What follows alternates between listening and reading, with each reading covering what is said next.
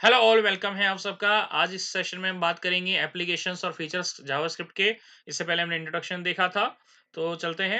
Applications क्या हैं, कहाँ-कहाँ हमारे पास किस-किस पर्पस से जावास्क्रिप्ट यूज़ होती है। तो सबसे पहले जो एप्लीकेशन यहाँ डिस्कस की गई है आपकी बुक में, वो ये है कि हम मल्टीमीडिया एप्लीकेशंस में इसका यूज़ करते हैं। यानी मल्टीमीडिया कंटेंट अगर हमें ऐड करने हैं हमारी वेबसाइट के अंदर या वेब पेज में, तो उसके लिए हम जावास्क्रिप्ट का यूज़ करते हैं।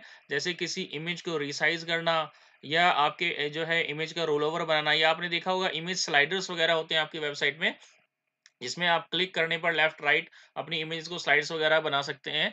तो वो आपके जावास्क्रिप्ट में ही बनते हैं। वीडियोस का भी आपका स्लाइड शोज का एक तरह से ये स्लाइडर बनता है। तो ये सब आपके जो इस तरह की फंक्शनैलिटीज दी जाती है, या टेक्स्ट भी आपका जो है आपने देखा होगा अराउंड जो है मूव करता हुआ दिया जाता है। तो इस तरीके से जो है बहुत सारे ऐसे इफेक्ट्स हैं जो आपके जावास्क्रिप्ट प्रोग्रामिंग की हेल्प से ऐड किए जाते हैं। तो इसी तरीके से हमारे पास दूसरा जो है इसमें बताया हुआ है कि हम जावास्क्रिप्ट के थ्रू जो है डायनामिकली जो है वो पेजेस बना सकते हैं, यानी डायनामिक एक्शंस उसमें डाल सकते हैं। तो यहाँ पर हमारे पास 2 चीज़ें आती हैं, एक हमारे पास स्टैटिक वेबसाइट्स होती हैं और दूसरी हमारी डायनामिक वेबसाइट होती हैं। तो यहाँ पर आप स्टैटिक वर्सेस डायनामिक भी थोड़ा-सा सर्च कर सकते हैं कि क्या होती हैं वेबसाइट्स। तो जो एचटीएमएल है वो सिंपल आपकी स्टैटिक वेबसाइट बनाता है। उसमें हमारे पास किसी भी तरह की डायनामिक फंक्शनैलिटी नहीं होती है, और हमारे पास जो डायनामिक बनाने के लिए हम किसी भी तरह की जो प्रोग्रामिंग लैंग्वेजेज़ वो यूज़ करते हैं, सिंपली जावास्क्रिप्ट इसी पर्पज़ के लिए यूज़ की जाती है। इसमें हमारे पास जो है हम डेटा को वैलिडेट करवा सकते हैं, एक्सटर्नल डेटा हम यहाँ पर फीड करवा सकते हैं, और बहुत सारी फंक्शनैलिटीज़ हैं जो हम जावास्क्रिप्ट के थ्रू इम्प्लीमेंट करते हैं।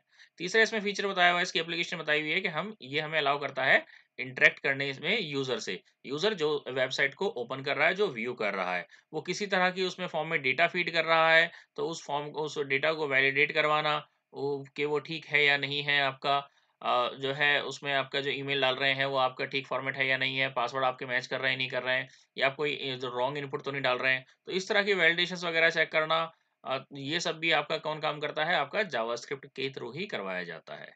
तो ये कुछ एप्लीकेशंस हैं आपकी जो जावास्क्रिप्ट जहाँ पर यूज़ होती है। तीसरा इसमें थोड़ा-सा इंट्रोडक्शन दिया हुआ है आपके जावास्क्रिप्ट के ऑब्जेक्ट्स के बारे में।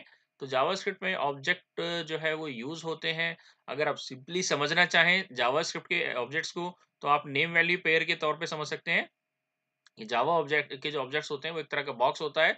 इसके अंदर उसका एक एक नेम होता है, या कह सकते हैं उसकी वो कुछ प्रॉपर्टी होती है और उसकी कुछ वैल्यू होती है। तो प्रॉपर्टी वैल्यू जो है पेयर होता है, बेसिकली यहाँ नेम वैल्यू दिया हुआ है, और उसके हम कुछ इंस्टांसेस बनाते हैं, या उसके कुछ हम कह सकते हैं कि प्रॉपर्टीज को यूज करते हैं, और प्रॉपर्टीज यूज की जाती हैं डॉट ऑपरेटर से। अगर अभी ये नहीं समझ में आ रहा है तो इसका प्रैक्टिकल देखेंगे हम, तब ज्यादा क्लियर होगा आपको इसके ऑब्जेक्ट्स के बारे में।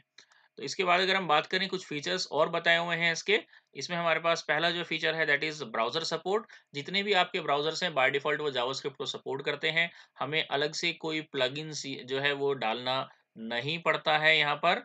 बाय डिफ़ॉल्ट जितने भी ब्राउज़र्स हैं वो सपोर्ट करते हैं। तो बता रहे हैं कि फ्लैश में जैसे अलग से प्लगइन इंस्टॉल करना पड़ता है, जावास्क्रिप्ट के केस में ऐसा नहीं है। बाय डिफ़ॉल्ट सभी ब्राउज़र्स इसको सपोर्ट करते हैं। दूसरा इसका फीचर बता रहा है कि JavaScript can be used in client side और सर्वर साइड, दोनों तरीके पर इसको यूज किया जा सकता है। ये मैंने लास्ट वीडियो में भी डिस्कस किया था कि क्लाइंट साइड और आपका जो है सर्वर साइड में क्या डिफरेंस है। तो ये दोनों में सपोर्ट करता है आपका। इसी तरीके से ये बता रहा है कि फंक्शनल प्रोग्रामिंग को भी ये सपोर्ट करता है। यानी यहाँ पर हमारे पास ऑप्शन है कि हम अपने फंक्शंस बना सकते हैं, या प्री डिफाइंड फंक्शन जो है वो यूज कर सकते हैं। दोनों ही फंक्शनैलिटी यहाँ पर प्रेजेंट है। हम फंक्शन में जो है आर्ग्यूमेंट पास कर सकते हैं, वैल्यूज रिटर्न करवा सकते हैं। तो फंक्शंस या मेथड बोलते हैं इनको। तो ये भी हमारे पास यहाँ फीचर है। इस फीचर को भी हम आने वाले सेशंस में देखेंगे, कैसे ये काम करता है और कैसे हम इसको यूज़ करते हैं। इसके बाद करें बात, तो यहाँ पर थोड़ा-सा सब्जेक्ट ऑब्जेक्ट के बारे में और थोड़ी-सी बताई हुई है कि यहाँ पर ऑब्जेक्ट को जो है ये सपोर्ट करता है आपका जावास्क्रिप्ट का जो है। तो ये आपकी एक ऑब्जेक्ट ओरिएंटेड लैंग्वेज भी है, बट ये ऑब्जेक्ट बेस्ड भी थोड़ा-सा जो है वो सपोर्ट करता है। यहाँ पर आप अपने ऑब्जेक्ट्स बना सकते हैं, प्रीडिफाइन ऑब्जेक्ट यूज़ कर सकते हैं।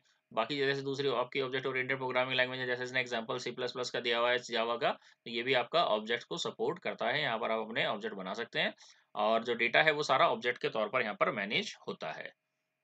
रन टाइम एनवायरनमेंट जो है वो इसका फीचर बता रहा है, उसमें कुछ नहीं है।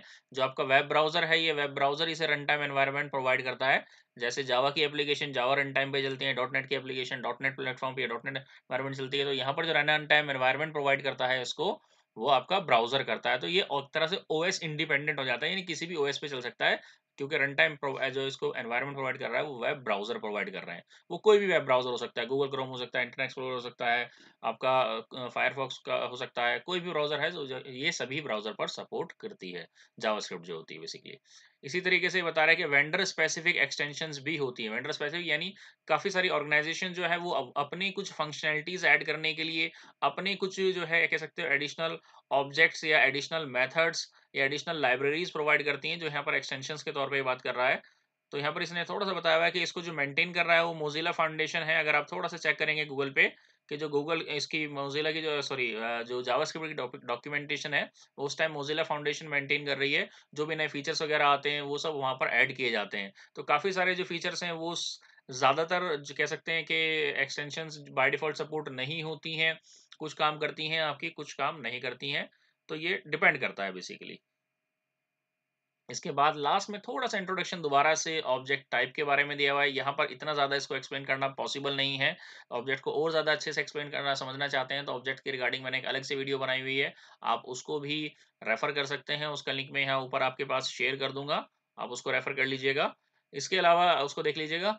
और यहाँ पर जो थोड़ी-सी चीज़ बताई हुई है कि यहाँ पर ऑब्जेक्ट आपके 2 तरह के होते हैं। एक होते हैं प्री डिफाइन जो पहले से आपके जो हैं डिफाइन किए हुए हैं और आपके जावास्क्रिप्ट के अंदर, और यूज़र डिफाइंड यूज़र अपनी कन्वीनियंस के अकॉर्डिंग अपने हिसाब से डेटा को मैनेज करने के लिए यूज़र डिफाइंड ऑब्जेक्ट्स बना सकते हैं। तो ये दोनों ही हम प्रैक्टिकल्स में देखेंगे। इसके अलावा यहाँ ऑब्जेक्ट इंस्टेंशिएशन का बारे में बताया हुआ है। इंस्टेंशिएशन का मतलब होता है जो ऑब्जेक्ट्स हैं जब हम डिक्लेयर करते हैं तो उसके अंदर हम सिर्फ़ उसकी कुछ प्रॉपर्टीज़ और कुछ मेथड्स बताते हैं, बट उनको यूज़ करने के लिए उनका इंस्टांस बनाया जा सकता है। जैसे हम कह सकते हैं डेटा टाइप का जब हम वेरिएबल बनाते हैं तो वो एक तरह से इंस्टांस बनाया जा रहा होता है। तो इसी तरीके से हम जो ऑब्जेक्ट होता है वो एक ब्लैंक ब्लैंक डेटा टाइप की तरह से होता है और उसको वेरिएबल हम बना सकते हैं, तो वो इसका इंस्टेंशिएशन कहलाता है।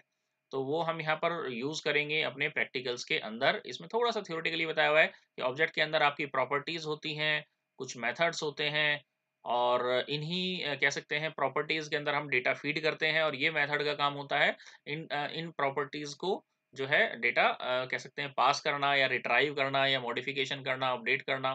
तो ये सब आपका हम ऑब्जेक्ट के थ्रू मैनेज करते हैं।